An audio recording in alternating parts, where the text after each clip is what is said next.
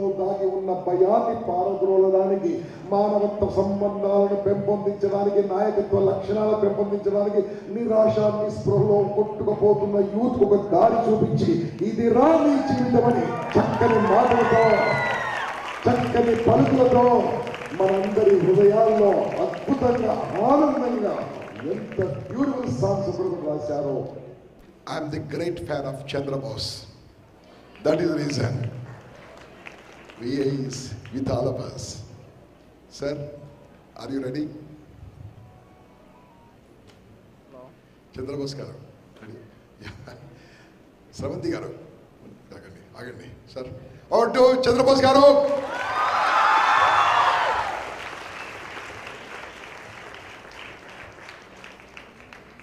మిత్రులందరికీ నా హృదయపూర్వక అభినందనలు. నిజంగా గంపా నాగేశ్వర గారు చెప్పినట్టు రాత్రంతా ఒక క్షణం కూడా పడుకోలేదు, బాగా తలనొప్పి. సరే మీకోసం నొప్పిని తట్టుకొని వచ్చాను. శారీ డౌన్ వేసుకున్నాను. శారీ డౌన్ వేసుకోగానే సరే డన్ మీ దగ్గర రావాలనిపించింది. విజయవాడ ఆంధ్రప్రదేశ్ రాజధానిగా మారిన తర్వాత నేను తొలిసారి ఈ నగరాన్ని సందర్శించడం. విజయవాడ 3 అర్థాలు ఉన్నాయి. వాడ అంటే వీధి, పురము. విజయాన్నే పురముగా మార్చుకున్న ఊరు. విజయవాడ రెండవ అర్థం ఏంటంటే మంచివాడ, పెద్దవాడ, చిన్నవాడ. విజయవాడ అంటే విజయమే గుణంగా స్వభావంగా మార్చుకున్న వ్యక్తి అని అర్థం. తర్వాత 3వ అర్థం వా.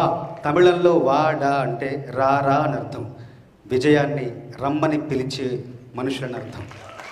అంటే విజయాన్ని పిలుస్తున్నారు, విజయాన్ని పేరుగా కలిగి ఉన్నారు, విజయం అనే ఊళ్ళో ఉన్నారు. 3 విజయాలు ఏకమైన మీకు విజయం లభించడం తథ్యం, ఇది సత్యం. నేను చివరిసారిగా విజయవాడ వచ్చింది షిరిడి సాయి సినిమాకి పాటలు రాయడానికి. గోకరాజ్ గంగరాజ్ గారి గెస్ట్ హౌస్లో కూర్చున్నాం నేను, రాఘవేంద్ర వర్కి, రమణ గారు. అప్పుడు వస్తున్నా బాబా వస్తున్నా అనే చివరి పాట అక్కడ రాయడం జరిగింది. తర్వాత బాబా, ఆ చిత్రం తర్వాత నాలో బాబా చాలా మార్పులు తీసుకొచ్చారు. నేను పొద్దున్నే లేవగానే ఆ తుండి ఇక్కడ ఇవ్వు, ఆ పేస్ట్ ఇక్కడ ఇవ్వు, ఆ బ్రష్ ఇవ్వు, ఆ రేజర్ ఇవ్వు, ఇలాంటి ఒక దైనిక కర్మలకు చర్యలకు సంబంధించిన మాటలు మాట్లాడకుండా దైవిక చర్యలకు సంబంధించిన మాట పొద్దున్న లేవగానే బాబా అనే నామస్మరణతో నా ప్రతి రోజును ప్రారంభిస్తాను. అప్పటి నుండి ఆ మాట ఎందుకు చెప్తున్నానంటే, బాబా అంటే పుణ్యం వస్తుంది, పురుషార్థం దక్కుతుంది. బాబా ఓం సాయి, శ్రీ సాయి, జయ జయ సాయి అంటే దాంట్లో 12 అక్షరాలు ఉన్నాయి. 12 అక్షర మంత్రం. ఆ మంత్రం పఠిస్తే మనకు ప్రశాంతత, పుణ్యం లభిస్తుంది. 12 అక్షర మంత్రం. తర్వాత అష్టాక్షరీ మంత్రం ఓం నమో నారాయణాయ. తర్వాత పంచాక్షరీ మంత్రం నమశివాయ. ఇవన్నీ కూడా 12 అక్షర మంత్రం, అష్టాక్షరీ మంత్రం, పంచాక్షరీ మంత్రం. ఇవన్నీ పఠిస్తే పుణ్యం, ప్రశాంతత లభిస్తుంది. అయితే చాలామందికి తెలియని ఇంకొక మంత్రం ఉంది, అది ద్వ్యక్షరీ మంత్రం. కేవలం 2 అక్షరాలు ఉన్న మంత్రం. ఆ మంత్రం ఏంటంటే 2 అక్షరాల మంత్రం. శ్ర మ, మొదటి అక్షరం శ్ర, రెండో అక్షరం మ. శ్రమ అనేది 2 అక్షరాల మంత్రం. ఆ 12 అక్షర మంత్రం, పంచాక్షరి మంత్రం, అష్టాక్షరి మంత్రం పఠిస్తే ఎంత పుణ్యం వస్తుందో ఈ 2 అక్షరాల మంత్రాన్ని పఠించడం కాదు, పాటిస్తే అంతకంటే ఎక్కువ పుణ్యం, అంతకంటే ఎక్కువ ప్రశాంతత, అంతకంటే ఎక్కువ పేరు లభిస్తుంది. ఆ శ్రమ అనే 2 అక్షరాల మంత్రాన్ని పఠించి నేను ఈరోజు తెలుగు చలనచిత్ర రంగంలో దాదాపు ఇప్పటి వరకు తాజ్మహల్ అనే చిత్రం నుండి ఇప్పుడు రాబోతున్న గోపాల చిత్రం వరకు దాదాపు 750 చిత్రాలకు పైగా, 2800 పాటలకు పైగా రాయడం జరిగింది ఆ 2 అక్షరాల మంత్రం. నేను మొట్టమొదటిగా రాసిన చిత్రం తాజ్మహల్. పాట మంచు కొండల్లోన చంద్రమా, చందనాలు చల్లిపో, మెచ్చి మేలుకున్న బంధమా, అందమంతా అల్లుకో, మొగ్గ ప్రాయంలో సిగ్గు తీరల్లో మధురమీ సంగమం, ఇది 1995లో తాజ్మహల్లో నేను రాసిన మొదటి పాట. అప్పటి నుండి ఇప్పటి వరకు అప్రతిహతంగా నా గీత రచన ప్రస్థానం కొనసాగుతూ దాదాపు 20 సంవత్సరాలుగా పాటలు రాస్తూనే ఉన్నాను. 20 సంవత్సరాల్లో ఎన్నో మంచి పాటలు రాశాను. అయితే ఆ మంచి పాటలు రాయడానికి గల కారణాలు, ఆ మంచి పాటలు రాయడానికి నన్ను ప్రేరేపించిన అంశాలు, నేను నమ్మిన ఆచరించిన సూత్రాలు 5 ఉన్నాయి. అవి పంచశీల సూత్రాలని నేను అనుకుంటాను. అందులో మొదటి సూత్రం ఏంటంటే కొత్తదనం. నేను నమ్మిన సూత్రం కొత్తదనం. నాకు ఠాగూర్ చిత్రంలో చిరంజీవి గారు ఒక డైలాగ్ అన్నారు, తెలుగులో నాకు నచ్చని ఒకే ఒక పదం క్షమించడం అని. అయితే తెలుగులో నాకు నచ్చిన ఒకే ఒక పాత పదం కొత్తదనం. నేను జేఎన్టీలో బీటెక్ ట్రిపుల్-ఈ ఎలక్ట్రికల్ అండ్ ఎలక్ట్రానిక్స్ చదివాను. అది చదివేప్పుడు మా మిత్రులందరూ కూర్చొని ఒక చిన్న సంభాషణ ఉండేదన్నమాట. ఏంటంటే అందరూ అనుకునేవాళ్ళు, ఒక అమ్మాయిని పొగడాలి అంటే కళ్ళు కలువల్లా ఉన్నాయి, ముక్కు సంపెంగలా ఉంది, పెదాలు దొండపళ్ళలా ఉన్నాయి, కురులు మేఘాల్లా ఉన్నాయని చాలా పాటల్లో ఇలాంటి పడికట్టు పోలికలు వచ్చాయి కదా. కొత్త పోలికలు, కొత్త ఉపమానాలతో పాటలు రావటం లేదని చర్చించిన సందర్భంలో నేను అప్పుడు ఒక పల్లవి రాసుకున్నాను, కొత్త పల్లవి రాసిన తర్వాత చాలామంది సినిమా రంగంలోకి వచ్చిన తర్వాత చాలామంది దర్శకుల దగ్గరికి, నిర్మాతల దగ్గరికి వెళ్ళి ఈ పల్లవి వినిపిస్తే అందరూ బాగుంది బాగుంది అనేవాళ్ళు తప్ప ఎవరు కూడా తమ చిత్రాల్లో పెట్టుకోలేదు. అయితే చాలాసార్లు ప్రయత్నిస్తున్నప్పుడు నా మిత్రుడు వివి వినాయక్ గారు కో-డైరెక్టర్గా ఉన్న ఒక చిత్రానికి వెళ్ళి వినిపిస్తే ఆయన చాలా బాగుంది భయ్యా, తప్పకుండా నేను దర్శకుడిని అయితే నా చిత్రంలో ఈ పాట పెట్టుకుంటానన్నారు. మాట ఇచ్చారు. ఆ మాట ప్రకారం పాట పెట్టుకున్నారు. ఆ చిత్రం పేరు ఆది. ఆ పాట నీ నవ్వుల తెల్లదనాన్ని నాగమల్లి అప్పడికింది, ఇవ్వొద్దు ఇవ్వొద్దు ఇవ్వొద్దు, నీ పెదవుల ఎర్రదనాన్ని గోరింటాకే అరువడిగింది, ఇవ్వొద్దు ఇవ్వొద్దు ఇవ్వొద్దు, నీ కోకను సీతాకోక, నీ చూపును చంద్రరేఖ, నీ పలుకును చిలకల మూక, నీ పొంగును ఏరువాక, బదులిమ్మంటూ బతిమాలాయి, ఇవ్వొద్దు ఇవ్వొద్దు ఇవ్వొద్దు, అసలు ఇవ్వొద్దు ఇవ్వొద్దు ఇవ్వొద్దు. తమాషా ఏంటంటే ఈ పల్లవిలో చాలాసార్లు ఇవ్వొద్దు ఇవ్వొద్దు ఇవ్వొద్దు అన్నందుకు రాష్ట్ర ప్రభుత్వం ఆ సంవత్సరం నాకు నంది పురస్కారం ఇచ్చేసింది. ఈ పాట ద్వారా నా మిత్రులకు, మీ అందరికీ తెలియజేసే విషయం ఏంటంటే కొత్తదనం అనేది ముందు ప్రశ్నింపబడుతుంది, ఆ తర్వాత తిరస్కరింపబడుతుంది, ఆ తర్వాత విమర్శింపబడుతుంది, ఆ తరువాతే గుర్తింపబడుతుంది, ఆ తరువాతే కీర్తింపబడుతుంది. కాబట్టి మిత్రులారా, కొత్తగా ఆలోచించండి, కొత్తగా ఆలోచించే పద్ధతిలో నడుచుకోండి, వ్యవహరించండి. తప్పకుండా విజయం మీ సొంతం అవుతుందని నా మొదటి సూత్రం. ఆ మొదటి సూత్రాన్ని మీకు చెప్పాను. తర్వాత నేను నమ్మిన రెండవ సూత్రం ఏంటంటే ఏకాగ్రత. ఒకసారి కీరవాణి గారు, నేను, రాఘవేంద్రరావు గారు ముగ్గురం కలిసి కాకినాడలో స్టూడెంట్ నెంబర్ 1 చిత్రాన్ని కానీ పాటలు కంపోజింగ్ కూర్చున్నప్పుడు ఆయన కీరవాణి గారు పల్లవి ఇచ్చేశారు, చరణం రాయమన్నారు. హోటల్కి వెళ్ళి హోటల్లో అప్పుడు పెళ్లి జరిగి ఆర్కెస్ట్రా కార్యక్రమం జరుగుతుంటే రాత్రిపూట నాకు ఆ ఆర్కెస్ట్రా రణగొండ ధ్వనులతో నాకు మనస్సు లగ్నం అవ్వకుండా చాలా ఇబ్బంది పడుతున్న సందర్భంలో అనుకున్నాను, ఈరోజు రాత్రి వదిలేద్దాం, రేపు పొద్దున్న రాసుకుందాం అని ఒక క్షణం అనుకున్న తర్వాత మళ్ళీ భయం వేసింది. అప్పుడప్పుడే పైకి వస్తున్న నేను ఈ రాత్రి వదిలేస్తే రేపు పొద్దున వెళ్ళి వాళ్ళకి ఏ మొహం పెట్టుకుని వాళ్ళతో చెప్పగలను, చూపించగలను.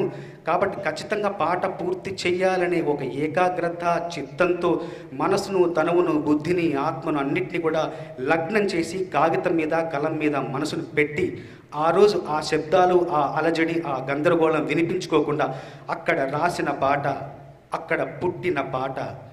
ఎక్కడో పుట్టి ఎక్కడో పెరిగి ఇక్కడే కలిశాము, చదువులమ్మ చెట్టు నీడలో వీడలేమంటూ వీడుకోలంటూ వెళ్ళిపోతున్నాము, చిలిపి తనపు చివరి మలుపులో.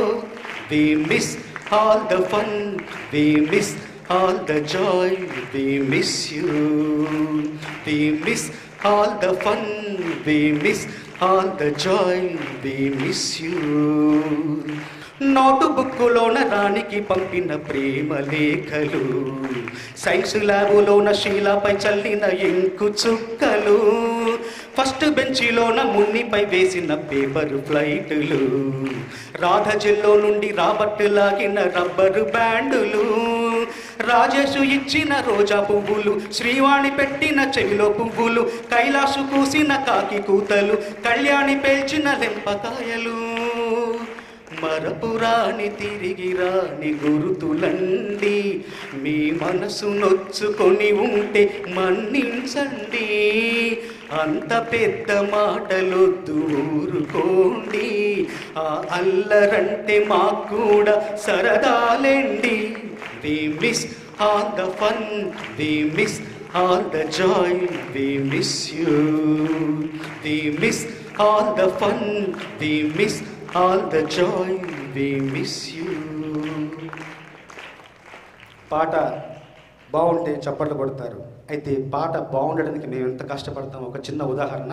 ఈ పాట రాసినప్పుడు ముందు పల్లవి, ఎక్కడో పుట్టి ఎక్కడో పెరిగి ఎక్కడే కలిశాము, చదువులమ్మ చెట్టు నీడలు, వీడలేమంటూ వీడుకోలంటూ వెళ్ళిపోతున్నాము, బ్రతుకులోన తలో బాటలో అని రాశాను. రాఘవేంద్ర గారు చాలా బాగుందన్నారు. కీరవాణి గాత్రం ఆయన అన్నారు, కీరవాణి గారు చూసి, ఏమండి వీడలేమంటూ వీడుకోలంటూ వెళ్ళిపోతున్నాము వరకు బాగుంది, బ్రతుకులోన తలో బాటలో ఓ మాదిరిగా ఉందండి, దీన్ని మార్చేయండి అన్నారు. పాట అంతా పూర్తయిపోయింది. ఒక చిన్న మార్పు, అంతా ఉన్నట్టుగానే ఉంచి ఒక మార్పు చేయాలి. ఇల్లంతా కట్టడం ఒక ఎత్తు, ఒక వరస మధ్యలోంచి ఒక వరస ఇటుకలు తీసి మళ్ళీ పేర్చడం మరొక ఎత్తు. ఒక రోజంతా కష్టపడి రాసిన పాటని ఈ చిన్న వాక్యం పూర్తి చేయడానికి నాకు చాలా కష్టమైంది. నేను సినిమా రచనా రంగంలో నేను దైవంగా ప్రాణంగా భావించి ఆత్రేయ గారిని స్మరించుకొని, ఆత్రేయ గారు ఆ క్షణంలో ఆ సమయంలో అక్కడ ఉంటే ఆయన ఏ మార్పు చేస్తారని ఒక్కసారి నేను ఆవహించుకొని రాసిన. అక్కడ ఏం రాశానంటే, వీడలేమంటూ వీడుకోలంటూ వెళ్ళిపోతున్నాము, బ్రతుకులోన తలో పాటలో తీసి చిలిపి తనపు చివరి మలుపులోని పూర్తి చేశాను. అప్పుడు కీరవాణి గారు చాలా బాగుంది అంటే అన్నారు, నవ్వారు. ఆ పాటకి ఆ సంవత్సరం నాకు 2001లో మనస్విని ఆత్రేయ పురస్కారం వచ్చింది. నేను ఏ కవినైతే తలుచుకొని, ఏ కవినైతే ఊహించుకొని ఆవహించుకొని రాశానో ఆ కవి పేరున ఇచ్చే పురస్కారం ఆ సంవత్సరం నాకు ఆశీస్సు రూపంలో, ఆశీర్వాదం రూపంలో ఆ సంవత్సరం నాకు లభించింది. కాబట్టి మనం ఏకాగ్రతగా పనిచేస్తే తప్పకుండా మనం అనుకున్న లక్ష్యాలను, మనం గమ్యాల్ని చేరుతాము, సాధిస్తామని ఈ పాట ద్వారా నా మిత్రుడు నేను మీ అందరికీ తెలియజేస్తున్నాను. ఇక నేను నచ్చిన నమ్మిన మూడో సూత్రం ఏంటంటే, నిరంతర అధ్యయనం. ఎప్పుడూ చదువుతూ ఉండాలి. చాలామంది మిత్రులు అంటుంటారు, ఏమండి మీరు తెలుగులో బాగా రాస్తారు, తెలుగు బాగా మాట్లాడతారు, మీరు ఎంఏ తెలుగు లిటరేచర్ ఏమైనా చేశారంటే, కాదండి నేను చదివింది బీటెక్. అంటే మరి బీటెక్ సాహిత్యానికి సంబంధం ఏంటంటే, అది సాంకేతిక విద్య, అది సాహిత్యం కదా అంటే, ఏమంటే నేను ఎంఏ తెలుగు లిటరేచర్ చదివితే నా చదువు, నా అధ్యయనం, నా అభ్యాసం అక్కడితో ఆగిపోయేదేమో, కానీ నేను ఇంజనీరింగ్ చదవడం వల్ల ప్రతిరోజు పుస్తకాలు, కవిత్వాలు, సాహిత్యం చదువుతూనే ఉన్నానండి అని చెప్తాను. కాబట్టి చదవడం అనేది నిత్యం ఒక అధ్యయనం అనేది నిత్యం ఒక అలవాటులాగా, వ్యసనంలాగా మార్చుకోవాలి. చదవడం అంటే కేవలం పుస్తకాలు చదవడమే కాదు, మనుషుల్ని చదవాలి, అలవాట్లు చదవాలి, అభిరుచులు చదవాలి, ప్రాంతాలు, ప్రదేశాలు, వ్యవహారాలు, కట్టుబాట్లు, ఆచారాలు, ఆహార్యాలు అన్నీ పరిశీలిస్తూ చదువుతూ ఉండాలి. ఒకసారి నేను అమితాబ్ బచ్చన్ గారు ఒక ట్విట్టర్లో ఒక మాట రాశారు. ఏంటంటే, అది చదివాను. అక్కడ ఏముందంటే, the stones in your way become mile stones when you cross them. అంటే నీ దారిలో ఉన్న రాళ్ళు, నీ దారిలో ఎదురైన రాళ్లను నువ్వు దాటగలిగితే గనక అవి నీ ప్రయాణంలో మైలురాళ్లుగా మారతాయని చెప్పారు. ఆ సూక్తితో, ఆ మాటతో ఒక పాటే పుట్టింది. దాన్ని ముడిసరుకుగా తీసుకొని నేను ఒక పాటే తయారు చేశాను. అదే భావం స్ఫురించేలాగా, తగిలే రాళ్ళని పునాది చేసి ఎదగాలని, తరిమే వాళ్ళని హితులుగా తలచి ముందుకెళ్ళాలని, కన్నుల నీటిని కలల సాగుకై వాడుకోవాలని, కాల్చే నిప్పుని ప్రమిదగా మలచి కాంతి పంచాలని, గుండెతో ధైర్యం చెప్పెను, చూపుతో మార్గం చెప్పెను, అడుగుతో గమ్యం చెప్పెను, నేనున్నానని, నేనున్నానని, నీకేం కాదని, నిన్నటి రాతని మార్చేస్తానని, చీకటితో వెలుగే చెప్పెను, నేనున్నానని, ఓటమితో గెలుపే చెప్పెను, నేనున్నానని, నేనున్నానని, నీకేం కాదని, నిన్నటి రాతని మార్చేస్తానని. నేనున్నానని నేను పాట రాస్తే ఆ సంవత్సరం నాకు ముందు వచ్చిన నంది అవార్డుకు తోడుగా నేను ఉన్నానని మరో నంది వచ్చింది ఆ సంవత్సరం నాకు ఈ పాట రాసినందుకు. తర్వాత నేను నమ్మే 4వ సూత్రం నిత్య ప్రయత్నం, పట్టు వదలని తత్వం, పర్సిస్టెన్స్. ఎలా అంటే ఒకసారి రాజమౌళి గారు నన్ను పిలిచి ఒక చిన్న సినిమాలో ఒక సందర్భం చెప్పారు. కీరవాణి గారు సంగీత దర్శకులు. ఆయన సందర్భం ఏం చెప్పారంటే, ఒక అందమైన అమ్మాయి ఒక అందమైన అబ్బాయి ఉంటారు. ఈ అబ్బాయి వెళ్ళి అమ్మాయి చేతిని ముట్టుకుంటే గనక అమ్మాయి చేతిలో మెరుపు మెరిసి ఆ అమ్మాయికి గత జన్మ తాలూకు జ్ఞాపకాలన్నీ గుర్తొచ్చి వాళ్ళ ప్రేమ ఫలిస్తుంది. ఇది సందర్భం అండి. ఈ సందర్భంలో ఒక పాట, అమ్మాయి ముట్టుకోవడానికి వెళ్తుంటే అమ్మాయి పారిపోతుంది. ఈ సందర్భంలో ఒక పాట కావాలి, మాకు ఒక అర్థవంతమైన పాట కావాలి, దానికి బాణీ కూడా ఉంది అన్నారు. మీకు చాలామందికి తెలియని విషయం ఏంటంటే, మేము ముందు పాట రాసేస్తాం అనుకుంటారు, కానీ పాట ముందు రాయం. ముందు సంగీత దర్శకుడు మాకు దానికి తగిన ఒక బాణీ ఇస్తారు, మ్యూజికల్ బ్లాంక్స్. మేము ఆ ఖాళీలను పూరించాలి, ఆ ఖాళీల్లో మేము మంచి పదాలు రాయాలి. మ్యూజికల్ బ్లాంక్స్ ఎలా ఉంటాయంటే, ముందు కీరవాణి గారు బాణీ ఇచ్చారు, దాన్ని బాణీ అంటారు. ఆ బాణీ ఎలా ఇచ్చారంటే, కీరవాణి గారు ఆయన నచ్చిన పదాలు కొన్ని అలా అనేస్తుంటారు అలవోకగా. ఆ బాణీ ఎలా ఉందంటే, తారరారి పువ్వా పువ్వా తారని లవ్వా లవ్వా తారరి రారా తారరి రారీ రారీ రా తరి రారీ రారి తరత్త తత్త తరి రారీ తరత్త తత్త ఇలా అన్నాడు. ఇది బాణి. దీనికి మేము సాహిత్యాన్ని, మంచి మాటల్ని, మంచి భావాన్ని, మంచి ఆలోచనని ఈ ఖాళీల్లో పూరించాలి. ఇది మా పని, చాలా కష్టమైన పని. సరే, రాత్రి తీసుకెళ్ళి ఆ బాణితో కూర్చున్నాను, కుస్తీ పడుతున్నాను. ప్రతిరోజు నేను పాట రాసే సమయం రాత్రి 9 గంటల నుంచి ఉదయం 2, 3 అవుతుంది పాట పూర్తయ్యేసరికి. ఆ రోజు పాట బాణీ తీసుకెళ్ళి ఇంట్లో కూర్చొని బాగా సందర్భాన్ని, సన్నివేశాన్ని గుర్తు తెచ్చుకొని ఈ బాణీలో, ఈ ఖాళీల్లో మాటలు పూరించడం మొదలెట్టాను. అందమైన అమ్మాయి ముట్టుకోవడానికి వెళ్తుంటే పారిపోతుంది, సరే అని రాసి ఆ బాణి తారరారి పువ్వా పువ్వా గుర్తు తెచ్చుకొని ఒక మాట రాశాను ముందు. అందమైన హంస హంస ఎందుకీ హింస హింస అంట నీవే హంస హంస ఆపుని హింస హింస తెలుపన తీరని ఆశ నేర్పన తనువుల స్పర్శ తీయని నా భాష వాటేస్తే వన్నెలు కరిగిపోవు తెలుసా పెన వేస్తే ప్రేమలు పెరుగునంట తెలుసా అందమైన హంస హంస రాశాను. రాసిన తర్వాత బ్రహ్మాండంగా రాశాను అనుకున్నాను, నాకు నేనే అనుకొని. సరే, నా ప్రతి పాటకి ప్రథమ శ్రోత నా భార్య సుచిత్ర. రాత్రి పడుకుంది, నేను రాసేసరికి 12 అయింది. తను లేపి ఒక పల్లవి రాశాను విను అన్న. ఏంటండి అంది బద్ధకంగా ఆవరిస్తూ. ఇలా సందర్భం చెప్పి ఇలాగో అంటే చెప్పండి పల్లవి చెప్పండి అంటే, అందమైన హంస హంస ఎందుకు హింస హింస అంట నీవే హంస యాపని హింస అనగానే ఎలా ఉంది అన్న. ఏంటంటే అర్ధరాత్రి మాకు హింస ఏంటండి మీ పల్లవులతో, మీ పాటలతో. సరే, నీకు సిచ్యువేషన్లోని డెప్త్ తెలియదు, రాజమౌళి గారికి చెప్తాను నచ్చుతుందని పొద్దున్నే వెళ్ళి ఆయనకు వినిపిస్తే, ఏమండి బాగుంది సార్, చాలా బాగుంది, కాకపోతే ఏంటంటే కమర్షియల్గా బాగుంది కానీ కవితాత్మకంగా బాగోలేదు. మీరు ఇంకేదో మీకు ఇంత కొంచెం భావుకత్వం ఎక్కువ కాబట్టి మీరు ఇంకా లోతుగా మంచి అర్థం ధ్వనించేలా రాస్తారనుకున్నాను, కానీ పైనే ఉంది, ఇది బాగాలేదనట్లేదు, ఇంకా బాగా రావాలని మా కోరిక, తప్పకుండా రాస్తారు, రాసి తీసుకురండి అన్నారు. సరే, పాపం వాళ్ళు నా మీద నమ్మకం పెట్టారు. వెళ్ళి మీరు నమ్మండి నమ్మకపోండి, దాదాపు 10 రోజులు తీవ్రంగా ప్రయత్నిస్తే ఒక పల్లవి వచ్చింది. ఏ పల్లవి నాకు సంతృప్తికరంగా అనిపించట్లేదు. 10 రోజులు తీవ్రంగా శ్రమిస్తే ఒక పల్లవి వచ్చింది. ఆ పల్లవి ఈరోజు మీరు వింటున్న పల్లవి, వినబోతున్న పల్లవి. పంచదార బొమ్మ బొమ్మ పట్టుకోవద్దన కమ్మ, మంచు పూల కొమ్మ కొమ్మ ముట్టుకోవద్దన కమ్మ, చేతినే తాకొద్దంటే చెంతకే రావద్దంటే ఏమవుతానమ్మా, నిన్ను పొందేటందుకు పుట్టనే గుమ్మ, నువ్వు అందకపోతే వృధా ఈ జన్మ. 10 రోజుల తర్వాత ఈ పల్ల వచ్చింది. ఇంకా చరణాలకు చాలా కష్టపడి దాదాపు 45 రోజులు శ్రమించాను. 45 రోజులు శ్రమిస్తే ఆ చరణాలు కూడా వచ్చాయి. నేల నిన్ను తాకింది, గాలి నిన్ను తాకింది, నేను నిన్ను తాకితే తప్ప నేల నన్ను నడిపింది, గాలి ఊపిరయింది, ఏమిటంట నీలోని గొప్ప, వెలుగు నిన్ను తాకింది, చినుకు కూడా తాకింది, పక్షపాతమెందుకు నా పైన, వెలుగు దారి చూపింది, చినుకు లాల పోసింది, వాటితోటి పోలిక నీకేలా, అవి బ్రతికున్నప్పుడు తోడుంటాయమ్మా, నీ చితులో తోడై నేనొస్తానమ్మా, నిన్ను పొందేటందుకే పుట్టానే గుమ్మ, నువ్వు అందకపోతే వృధా ఈ జన్మ,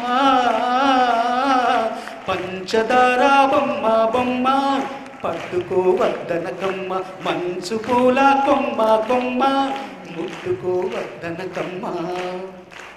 ఇలా ఈ పాట మొత్తం పూర్తి చేయడానికి నాకు పట్టిన సమయం దాదాపు 2 నెలలు, అంటే 60 రోజులు. నిజంగా నేనెంత ఓర్పుతో రాశానో వాళ్ళంత సహనంతో ఎదురు చూశారు రాజమౌళి గారు, కీరవాణి గారు. కాబట్టి ఆ సహనం ఇద్దరిలో ఉంది. కాబట్టి ఒక మంచి పాట, మంచి సాహిత్యం ఈరోజు మీ ముందుకు వచ్చింది. ఈ పాట 60 రోజులు రాశాను. ఈ చిత్రం రిలీజ్ అయ్యి ఇప్పటికి దాదాపు 5 ఏళ్ళైనా కూడా ఈ పాటను ఎవరూ మర్చిపోలేదు. ఇంకొక ముఖ్యమైన విషయం ఏంటంటే పంచదార బొమ్మలోని పంచదారలోని పంచ అనే పదానికి సంస్కృతంలో అర్థం ఏంటంటే 5 అని. ఆ సంవత్సరం ఈ పాటకు గాను నేను పొందిన అవార్డుల సంఖ్య అక్షరాల 5. కాబట్టి నేను చాలా విషయాలు, చాలా కొత్త విషయాలు నేను తెలుసుకుని, నేర్చుకుని, చదువుకొని నా పాటల్లో రాసి నా ప్రేక్షకులకి, శ్రోతలకు తెలియజేస్తుంటాను. అయితే మొట్టమొదటిసారిగా నేను పాట రాస్తూ తెలుసుకున్న విషయం ఏమిటంటే, ఈ పాట రాస్తూ నేను తెలుసుకున్న విషయం ఏంటంటే నెవర్ గివ్ అప్. ఎప్పుడు కూడా పట్టు వదలకుండా ప్రయత్నిస్తే తప్పకుండా ఫలితం వస్తుందన్నది మొట్టమొదటిసారిగా నా పాట ద్వారా నేను తెలుసుకున్నాను. ఈ పాట ద్వారా తర్వాత 4 సూత్రాలు, 4 అంశాలు అయిపోయింది. ఇప్పుడు చిట్ట చివరి సూత్రం, ఈ పంచశీల సూత్రంలో చిట్ట చివరి సూత్రం ఏంటంటే నేను నమ్మిన సూత్రం సత్ప్రవర్తన. మిత్రులారా, స్నేహితులారా, ఒక్క విషయం మాత్రం గుర్తుపెట్టుకోండి. మనం ప్రతిభతో, మనం విద్వత్తుతో, మనం తెలివితేటలతో మనం శిఖరాగ్రానికి చేరుతాం. అయితే ఆ శిఖరాగ్రంలో, ఆ అగ్రభాగంలో మనల్ని శాశ్వతంగా ఉంచేది ప్రతిభ, విద్వత్తు, తెలివితేటలు మాత్రమే కాదు మిత్రులారా. ప్రతిభతో పాటు ప్రవర్తన కూడా ఉంటేనే ఆ శిఖరం మీద మనం శాశ్వతంగా ఉండగలుగుతాం. ఆ ప్రవర్తన ఎలా ఉండాలి, ఆ సత్ప్రవర్తన ఎలా ఉండాలన్నది ఒక పాట ద్వారా నేను మీ అందరికీ తెలియజేస్తున్నాను. ఆ పాటే మౌనంగానే ఎదగమని మొక్క నీకు చెబుతుంది, ఎదిగిన కొద్దీ ఒదగమని అర్థమందులో ఉంది. అపజయాలు కలిగిన చోటే గెలుపు పిలుపు వినిపిస్తుంది, ఆకులన్నీ రాలిన చోటే కొత్త చిగురు కనిపిస్తుంది. మౌనంగానే ఎదగమని మొక్క నీకు చెబుతుంది, ఎదిగిన కొద్దీ ఒదగమని అర్థమందులో. దూరమెంతో ఉందని దిగులు పటకు నేస్తమా, దరికి చేర్చుదారులు కూడా ఉన్నాయిగా. భారమెంతో ఉందని బాధపడకు నేస్తమా, బాధ వెంట నవ్వుల పంట ఉంటుందిగా. సాగర మథనం మొదలవగానే విషమే వచ్చింది, విసుగే చెందక కృషి చేస్తేనే అమృతమిచ్చింది. అవరోధాల దీవుల్లో ఆనంద నిధి ఉన్నది, కష్టాల వారధి దాటిన వారికి సొంతమవుతుంది. తెలుసుకుంటే సత్యమిది, తలుచుకుంటే సాధ్యమిది. మౌనంగానే ఎదగమని మొక్క నీకు చెబుతుంది, ఎదిగిన కొద్దీ ఒదగమని అర్థమందులో ఉంది. మిత్రులారా, ఈ పాట నేను నా ఆత్మాశ్రయ రచన అని చెప్పొచ్చు. ఆత్మాశ్రయ రచన అంటే ఏంటంటే, ఆ పాట పేరు చెప్తే నేను గుర్తొస్తాను, నా పేరు చెప్తే ఆ పాట గుర్తొస్తుంది. అలాంటి పాటే ఈ పాట. ఇంకొక చాలా గమనించదగ్గ విషయం ఏంటంటే, నేను ముందు చెప్పిన పాటలన్నిటికీ నాకు ప్రభుత్వమో ప్రైవేట్ సంస్థలో ఏదో ఒక అవార్డు నాకు అందించింది. ఈ పాటకి మాత్రం నాకు ఏ సంస్థ ప్రభుత్వం పరంగా నాకు ఎలాంటి పురస్కారం అవార్డు లభించలేదు. అయితే బాధపడాల్సిన విషయం ఏం కాదు ఇది. అయితే అంతకంటే గొప్పగా ఒక గౌరవాన్ని, ఒక పురస్కారాన్ని అందుకున్నాను. ఇంతకుముందే మన మిత్రులు చెప్పినట్టు హైదరాబాద్ పరిసరాల్లోని వనస్థలపురం అనే ఒక ఊళ్ళో అంధుల పాఠశాలలో వాళ్ళు కాలకృత్యాలు పూర్తి చేసుకుని వాళ్ళ దినచర్య ప్రారంభించబోయే ముందు ఈ పాటను ప్రార్థనా గీతంగా పాడతారు. ఒక రచయిత జన్మ సార్థకం అయిన విషయం ఇది నిజంగా. అందుకు నేను చాలా గర్వపడుతున్నాను ఇలాంటి పాట రాసినందుకు.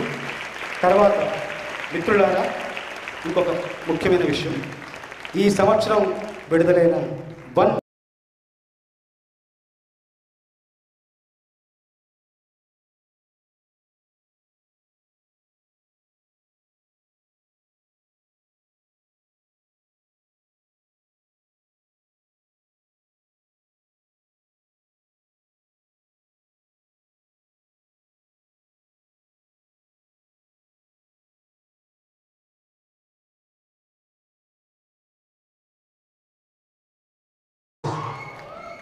హూ ఆర్ యూ అనే పాట, దాంట్లో మీరు అంటే జాగ్రత్తగా గమనిస్తే కొన్ని మంచి వాక్యాలు, మంచి పంక్తులు ఉన్నాయి.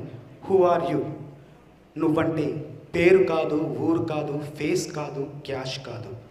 నువ్వంటే టైం కాదు, డ్రీమ్ కాదు, గేమ్ కాదు. నువ్వంటే నువ్వు కాదు మరేంటి? నిన్ను నువ్వు వెతికే కొలంబస్ నువ్వా? నీతో నువ్వు పాడే కోరస్ నువ్వా? నిన్ను నువ్వు మోసే హెర్క్యులస్ నువ్వా? నీతో నువ్వు ఆడే చెస్సే నువ్వా? ఆటవా, పాటవా, వేటవా, లేక వేటగాడివా? హూ ఆర్ యూ అని ఆ పాటలోని భావం. మిత్రులారా, జాగ్రత్తగా గమనించండి. హూ ఆర్ యూ అనే ప్రశ్న మనల్ని మనం వేసుకుంటే, అక్కడ నేను ప్రశ్న ఆ పాటలో వేశాను, సమాధానం మాత్రం అక్కడ చెప్పలేదు. విక్రమసింహ అనే చిత్రంలో, రజనీకాంత్ నటించిన విక్రమసింహ అనే చిత్రంలో సమాధానం చెప్పాను. నువ్వంటే ఏమిటి అంటే పేరు, ఊరు, ఫేసు, క్యాషు, టైము, గేము, రేము కాదు. నువ్వంటే నువ్వనుకునే నువ్వు కాదు. మరేంటి? నువ్వంటే నువ్వు చేసి పని మాత్రమే నువ్వు. ఇది నిజం. చంద్రబోస్ అంటే నల్ల చొక్కా వేసుకుని జీన్స్ ప్యాంట్ వేసుకుంటే చంద్రబోస్ కాదు. గిరిజాల చుట్టుంటే చంద్రబోస్ కాదు. కళ్ళజోడు పెట్టుకుంటే చంద్రబోస్ కాదు. మరి చంద్రబోస్ అంటే ఎవరు? చంద్రబోస్ అంటే చంద్రబోస్ చేసే పని మాత్రమే చంద్రబోస్. నాకు పని ద్వారా నాకు గుర్తింపు వచ్చింది, పేరు వచ్చింది. నేనంటే నేను చేసిన పని. మిత్రులారా, మనం పోతాం. ఈరోజు, రేపో, ఎల్లుండో, 50 ఏళ్ళ తర్వాత మనం పోతాం. మనం పోయినా మనం చేసిన పని నిలిచిపోతుంది. మనం చేసిన పని మిగిలిపోతుంది. మనం చేసిన పని వెలిగిపోతుంది. అలాగా మనం పోయిన తర్వాత మనం మిగిలిపోయేలా, వెలిగిపోయేలా, నిలిచిపోయేలా మనం పని చేస్తే మనం చరితార్థులం అవుతాం. ఈ చరిత్రలో నీకు కొన్ని పేజీలు ఉంటాయో మరవద్దు. తర్వాత విజయం సాధించిన తర్వాత మర్చిపోకూడని 3 అంశాలు ఉన్నాయి. అది మీకు తప్పకుండా చెప్పాలి. మొదటి అంశం మాతృమూర్తి. పెదవి పలికిన మాటల్లోనే తీయని మాటే అమ్మ, కదిలే దేవత అమ్మ, కంటికి వెలుగమ్మ, తనలో మమతే కలిపి పెడుతుంది ముద్దగా, తన లాలి పాటలోని సరిగమ పంచుతుంది ప్రేమ మధురిమ. పెదవే పలికిన మాటల్లోనే తీయని మాటే అమ్మ, కదిలే దేవత అమ్మ, కంటికి వెలుగమ్మ. రెండవ అంశం, మొదటి అంశం మాతృమూర్తి అయితే రెండవ అంశం మాతృభాష. తెలుగు భాష తీయదనం, తెలుగు జాతి గొప్పతనం, తెలుసుకున్న వాళ్ళకి తెలుగే ఒక మూలధనం. తల్లి తండ్రి నేర్పినట్టి మాతృభాషరా, తెలుగు మరచిపోతే వాళ్ళని నువ్వు మరచినట్టురా, ఇది మరువబోకురా. అమ్మ అన్న పిలుపులోన అనురాగం ధ్వనిస్తుంది, నాన్న అన్న పదములోన అభిమానం చెనిస్తుంది, మమ్మీ డాడీలోన ఆ మాధుర్యం ఎక్కడుంది? అత్త అంటే చాలు మనకు ఆదరణే లభిస్తుంది. మామ అన్న మాట మనసు లోతుల్లో నిలుస్తుంది. ఆంటీ అంకుల్లోన ఆ ఆప్యాయత ఎక్కడుంది?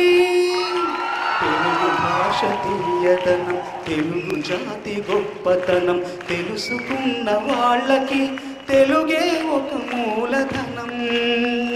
తల్లి తండ్రి నేర్పినట్టి మాతృభాషరా, ఉక్కు పాల భాష పలికేందుకు సిగ్గుపడకురా, వెనక్కి తగ్గ మాకురా. తర్వాత మర్చిపోకూడని అతి ముఖ్యమైన 3వ అంశం. మొదటిది మాతృమూర్తి, రెండవది మాతృభాష, మూడవది మాతృదేశం. దేశమంటే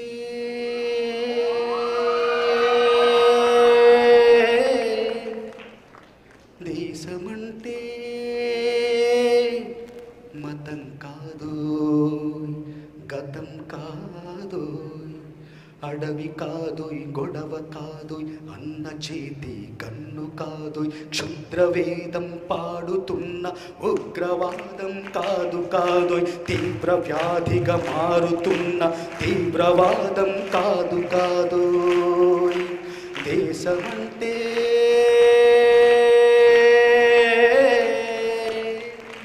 కట్టి నుండి గగనమంటిన కుంభకోణం కాదు కాదు, చట్టసభలో పట్టుకున్న జుట్టు జుట్టు కాదు కాదు, రాజధానుల రాజభవనపు రాసలీలలు కాదు కాదు,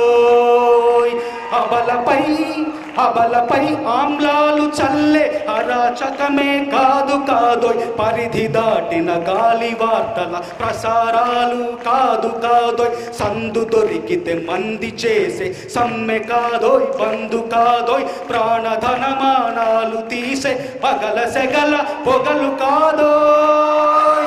దేశమంటే దేశమంటే మట్టి కాదోయ్, దేశమంటే మనుషులోయ్, దేశమంటే మట్టి కాదోయ్, దేశమంటే మనుషులోయ్, దేశమంటే మనుషులోయ్, దేశమంటే మనుషులోయ్, దేశమంటే మనుషులోయ్.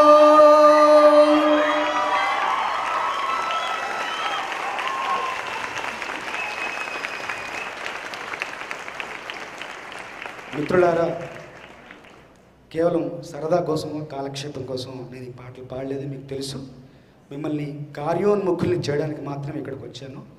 మీరు ఈ పాటల్లోని సూత్రాలను, పాట రాయడం వెనకాల నేను పడ్డ శ్రమను, కష్టాన్ని ఒక్కసారి గుర్తించి గమనించి మీరు కూడా నేను పాటలు రాయడం వెనక ఎంత శ్రమించానో మీరు కూడా మీ రంగాల్లో, మీ కార్యరంగాల్లో మీరు అలాగే శ్రమించి భవిష్యత్తులో చాలా ముందుకెళ్ళి విజేతలుగా నిలబడాలని, విజేతలు అయిన తర్వాత అమ్మను, నాన్నను, భాషని, దేశాన్ని మర్చిపోకుండా ఉంటారని మరొక్కసారి మీ అందరికీ మనస్ఫూర్తిగా తెలియజేసుకుంటూ ఈ కార్యక్రమానికి నన్ను ఆహ్వానించి మీ అందరితో నా అనుభవ సారాన్ని పంచుకునే అవకాశం కల్పించిన గంప నాగేశ్వరరావు గారికి ధన్యవాదాలు తెలుపుకుంటూ ముగిస్తున్నాను మిత్రులారా.